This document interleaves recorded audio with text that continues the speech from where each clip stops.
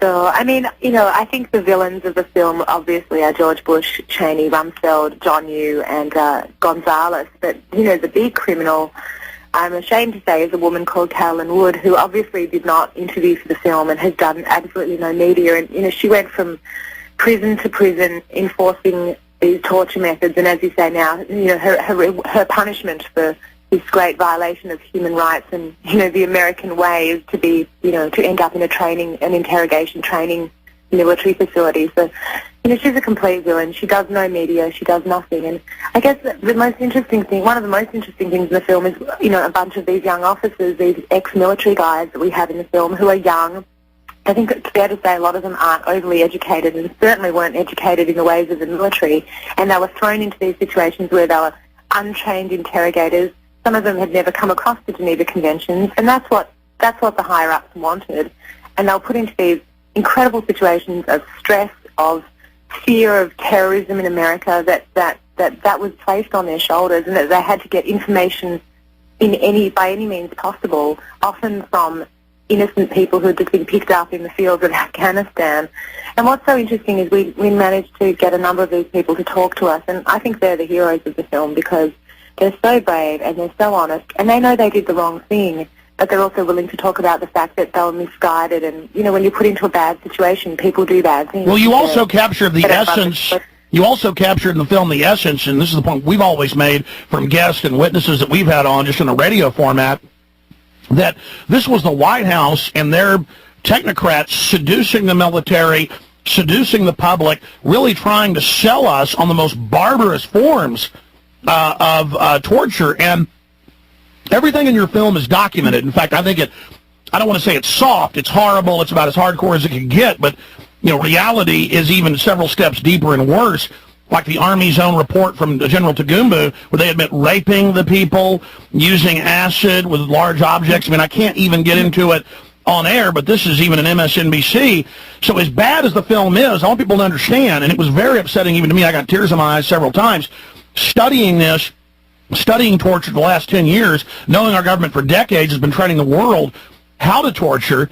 I think it makes the film even stronger that, you guys, I know, could have even made it more hardcore. And the CIA admits, we've had the former section chief on, that they wouldn't arrest real Al-Qaeda or Taliban.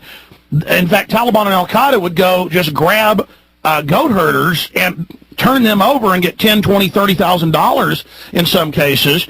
And the bases even knew that they were innocent, but they would then send them on after being tortured out of Afghanistan, out of Iraq, to Camp X-Ray in Cuba to keep the cover-up going. And then the CIA brainwashing. I mean, it's just so incredible. And I'm trying to describe a 90-minute film here, and I guess it's impossible to do on radio.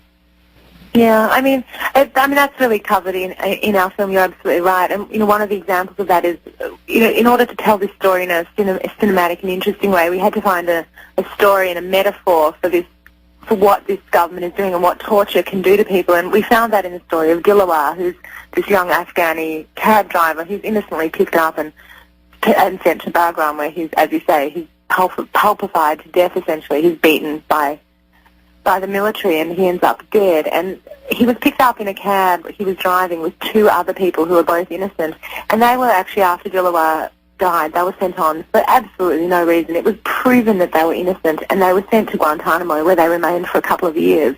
They've since been released and returned to Afghanistan.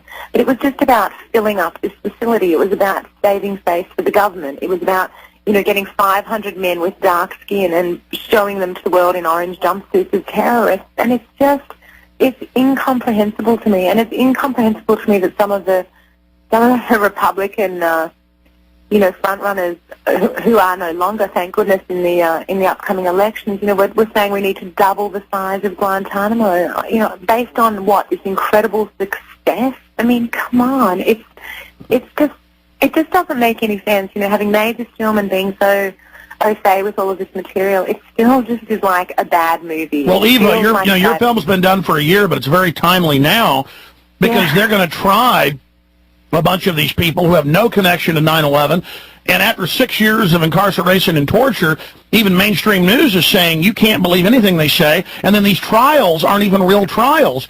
So now we're going to have kangaroo courts 6 years later?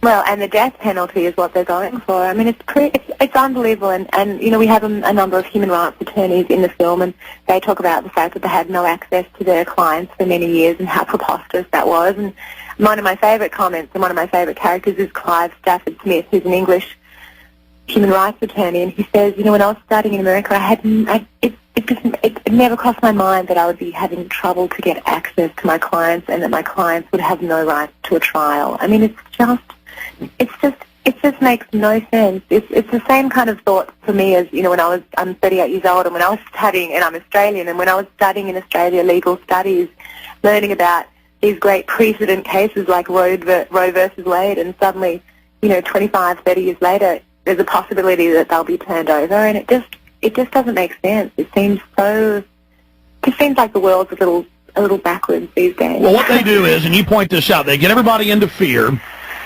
and then they try to set the precedent to be able to torture children. In fact, let's go ahead and you've got two different John Yoo clips. Play the short one, John, first. This is John Yoo in the CFR being questioned by Professor Castle about writing that they could sexually torture children. Here it is. The argument making about adaptation of the rules is a question of what the United States should do as a matter of international law, which I treat as being a separate and distinct body of law from domestic conflict. So in other words, if the president deems that he's got to torture somebody, including by crushing the testicles of the person's child, there is no law that can stop that. No treaty. And then also no law by Congress. That's what you wrote in the August 2002 memo. I think it depends on why the president thinks he needs to do that. I don't think presidents will ever do that. And then even the elitists, the CFR in Chicago, laugh at him. Eva Orner, the Justice Department's investigating him. There's talk of indictments against John Yoo now, Eva. Yeah, it's pretty unbelievable. I mean, I won't believe it till I see it. But, I always feel like these guys who are involved in this administration have so heavily self-protected themselves. I feel like they've written in all of this legislation to protect themselves from any kind of questioning or any possibility. Stay there. Let's talk about it on the other side.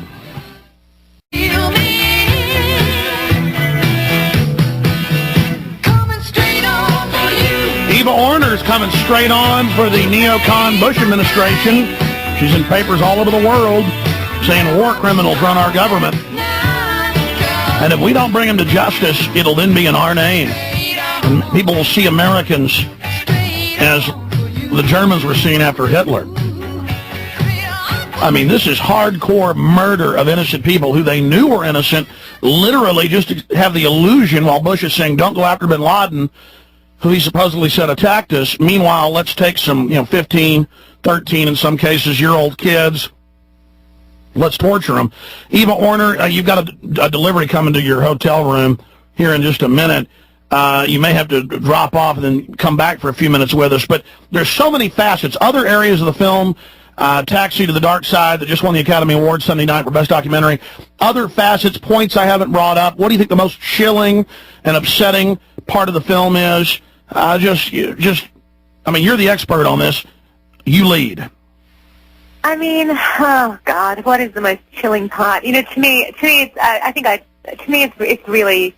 really the images. It's really, well, it's actually, what the saddest thing to me in the whole film is at the end of the film when you find out, the fate of a number of soldiers who were involved in torture and brutal interrogation techniques, and when you see what happened to their lives, and you see that these kids in their 20s, usually from the South, I think it's fair to say, their lives are ruined. One of them says that financially he's ruined. He can't get a job. They've spent time in military prison, and these are the victims of the administration, and and everyone else who's going to leave this current administration that already goes on to prestigious jobs, and nothing happens to them. And I guess that's why I've been saying that, branding them as war criminals in the media, because that's what war criminals do. They commit acts of atrocity and they get away with it. And I think that's probably aside from all the images of torture and all of the terrible images that we see, I really think it's these innocent people who signed up, who served our country, unlike most of the people in the current administration,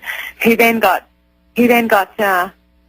scapegoated into and ended up in prison. Well, speaking of that.